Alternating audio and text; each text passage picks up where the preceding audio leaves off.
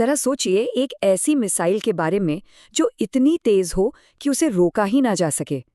भारत ने हाल ही में एक ऐसी ही टेक्नोलॉजी में एक बहुत बड़ी छलांग लगाई है जो डिफेंस की पूरी दुनिया को हमेशा के लिए बदल सकती है। तो हुआ ये है कि इस कामयाबी के साथ भारत दुनिया के एक बहुत ही एक्सक्लूसिव क्लब का हिस्सा बन गया है। लेकिन ये क्लब है किसका और इसमें शामिल होना इतनी बड़ी बात क्यों है? चलिए इसी को समझते हैं। ठीक है, तो अब इसको आसान भाषा में समझते हैं।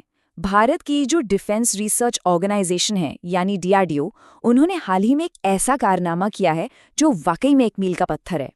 बात है 9 जनवरी की। हैदराबाद में DRDO की लैब ने अपने स्क्रैम जेट इंजन कंबस्टर का एक ग्राउंड टेस्ट किया। और पता है इसमें सबसे कमाल की बात क्या थी? ये इंजन पूरे 12 मिनट से भी ज्यादा देर तक चला। अब 12 मिनट सुनने में शायद उतना ना लगे, लेकिन इस टेक्नोलॉजी के लिए ये एक जबरदस्त अचीवमेंट है। इससे इसकी विश्वसनीयता साबित होती है। तो सवाल ये उठता है कि आखिर इसके पीछे की टेक्नोलॉजी क्या है? ये स्क्रैम जेट इंजन जिसका इतना जिक्र हो रहा है, आखिर है क्या चीज और इसे बनाना इतना मुश्किल, ऑलमोस्ट इम्पॉसिबल क्यों माना जाता है? देखिए, एक स्क्रैम जेट इंजन की सबसे बड़ी खासियत है कि ये एयर ब्रीदिंग है। इसका मतलब क्या हुआ? मतलब ये कि जैसे एक रॉकेट को अपने साथ भारी भरकम ऑक्सीजन टैंक लेके चलना पड़ता है, स्क्रैम जेट को इसकी जरूरत नहीं है। ये चलते चलते आसमान से ही ऑक्सीजन लेता है और उसी को फ्यूल के साथ मिलाकर पावर जनरेट करता है। अब इस चैलेंज को आसान शब्दों में समझें तो सोचिए कि एक जबरदस्त तूफान चल रहा है और उसके बीच में आपको एक माचिस की तीली जलानी है और उसे जलाए रखना है। मुश्किल है ना? बिल्कुल। स्क्रैमजेट इंजन के अंदर कंबशन को ऐसी ही कंडीशंस में मेंटेन करना होता है जब हवा सुपरसोनिक स्पीड से गुजर रही हो, और इसी नामुमकिन से काम को हमारे वैज्ञानिकों ने मुमकिन कर दिखाया है। तो ये काम कैसे करता है? बड़ा सिंपल सा प्रोसेस है, आइए देखते हैं। सबसे पहले हवा बहुत तेजी से यानी सुपरसोनिक स्पीड से इंजन में घुसती है।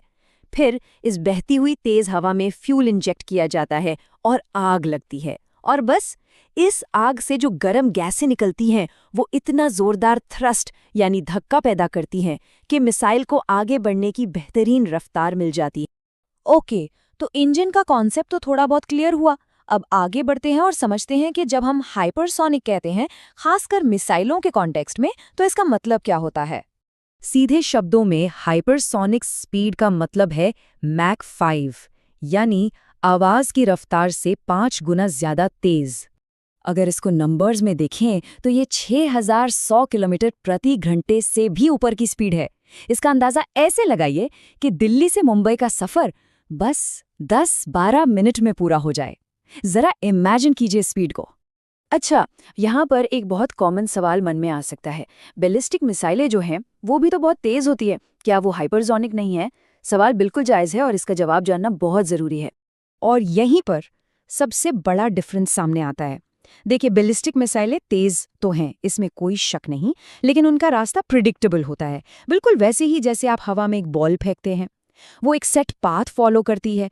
लेकिन हाइपरसोनिक क्रूज मिसाइल ये अलग चीज़ है।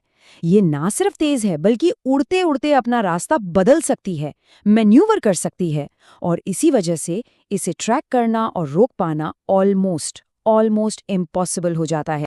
तो साफ है, ये सिर्फ स्पीड की रेस नहीं है। ये एक ऐसी टेक्नोलॉजी के बारे में है जिसमें पोटेंशियल है कि वो मॉडर्न वॉरफेयर के रूल्स को ही बदल कर रख दे। तो इसका एडवांटेज क्या है? 3 मेन पॉइंट्स हैं। पहला, जबरदस्त स्पीड, इतनी तेज कि दुश्मन को रिएक्ट करने का टाइम ही ना मिले। दूसरा, अनप्रिडिक्टेबल पाथ, ये बीच रास्ते में अपना कोर्स बदल सकती है, तो इसका अंदाजा लगाना नामुमकिन है। और तीसरा और सबसे इंपॉर्टेंट, ये नीचे उड़कर जो आज के मिसाइल डिफेंस सिस्टम्स हैं उन्हें आसानी से बाईपास कर सकती है। और इस अचीवमेंट की इम्पोर्टेंस इस बात से भी पता चलती है कि भारत के रक्षा मंत्री श्री राजनाथ सिंह ने खुद इसे देश के हाइपरसोनिक क्रूज मिसाइल प्रोग्राम के लिए एक सॉलिड फाउंडेशन यानी एक ठोस नींव बताया है। तो अब थोड़ा ग्लोबल पर्सपेक्टिव देखते हैं। इस ग्लोबल हाइपरसोनिक रेस में भारत की ये प्रोग्रेस उसे कहाँ लाकर खड़ा करती है? सवाल ये है कि और कौन-कौन से देश हैं जिनके पास ये टेक्नोलॉजी है। इसमें एक छोटा सा ट्विस्ट है। असल में इस टेक्नोलॉजी के 2 लेवल हैं।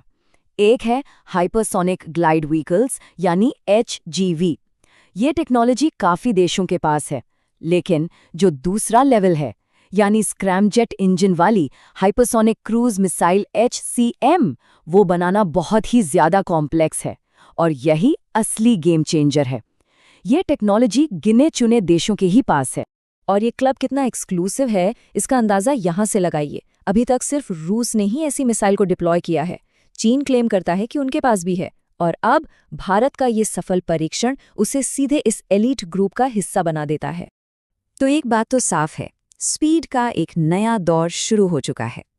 लेकिन इसके साथ एक बड़ा सवाल भी खड़ा होता है, क्या दुनिया इसके असर के लिए तैयार है? इसका ग्लोबल सिक्योरिटी और स्ट्रेटेजिक बैलेंस पर क्या इम्पैक्ट पड़ेगा? ये एक ऐसा सवाल है जिसका जवाब शायद हमें आने वाला वक्त ही देगा।